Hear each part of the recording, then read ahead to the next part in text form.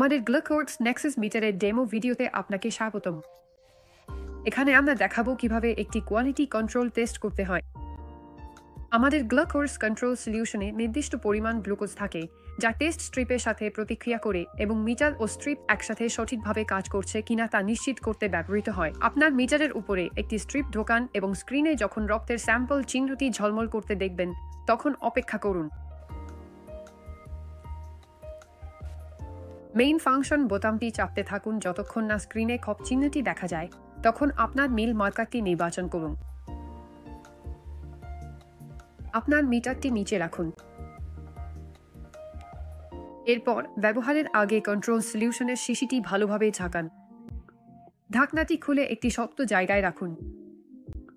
মনে রাখবেন, একবার খোলার পর আপনার সলিউশনের মেয়াদ 90 দিন। আপনি কখন শিশিটি খুলেছেন সেই তারিখটি অবশ্যই লিখে রাখুন।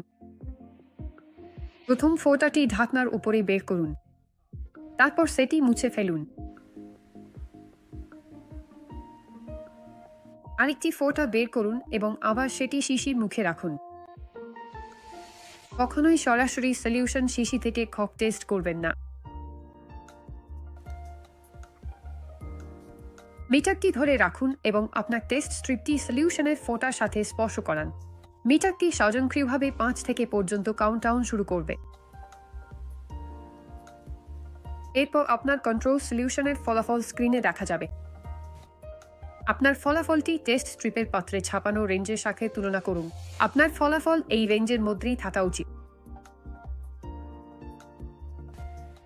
আপনার মিটার কবে কন্ট্রোল টেস্ট করা উচিত তার জন্য কিছু সুপারিশ এখানে দেওয়া হলো। 1. যখন আপনি প্রথমবার আপনার মিটারটি নতুন অবস্থায় বাক্স থেকে বের করেন। 2. যখন আপনি একেবারে নতুন টেস্ট স্ট্রিপের পাত্র খুলেন। 3.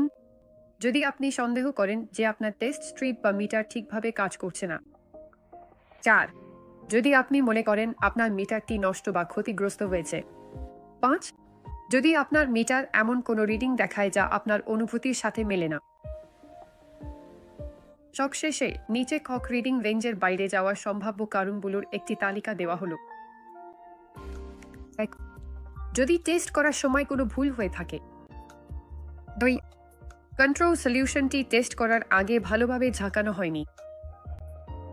3. খক সলিউশনটি দূষিত ছিল বা মেয়াদোত্তীর্ণ ছিল। আগে উল্লেখ করা হয়েছে, ভায়ালটি একবার খোলার পর 90 দিনের মধ্যে মেয়াদ শেষ হয়ে যায়। আপনি গ্লুকোজ কাস্টমার সার্ভিস থেকে বিনামূল্যে একটি নতুন খপ ভায়াল অর্ডার করতে পারেন। 4. টেস্ট স্ট্রিপগুলো অতিরিক্ত অক্সিজেনের সংস্পর্শে এসেছে বা মেয়াদোত্তীর্ণ হয়েছে।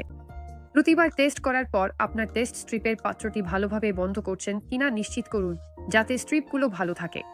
5. মিটার বা স্ট্রিপের ত্রুটি। 6.